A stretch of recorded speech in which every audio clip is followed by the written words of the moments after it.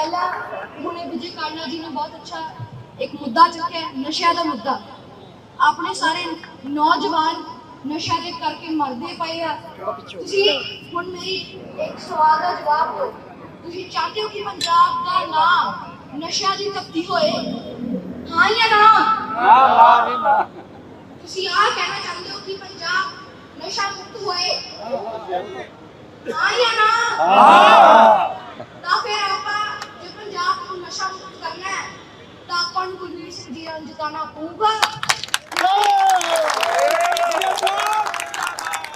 ਪੰਜਾਬ ਨਸ਼ਾ ਮੁਕਤ ਕਰਨ ਲਈ ਆਪਾਂ ਨੂੰ ਤੁਹਾਡੇ ਆਪ ਦਾ ਇੱਕ ਮਹੱਤਵ ਰੋਲ ਹੈ ਇਹਦੇ, ਤੁਸੀਂ ਇਹਦਾ ਖੁਦ ਇੱਕ ਪਾਰਟ ਹੋ। ਜੇ ਤੁਹਾਡਾ ਮਨ ਹੋਏ ਫਿਰ ਹੀ ਪੰਜਾਬ ਵਿੱਚ ਨਸ਼ਾ ਖਤਮ ਹੋਊਗਾ, ਨਹੀਂ ਤਾਂ ਨਹੀਂ ਹੁੰਦਾ। ਧੰਨਵਾਦ। मैं बस इतना ही कहना चाहता है। मेरे जान से पहले मैं कुछ नहीं, धन्यवाद।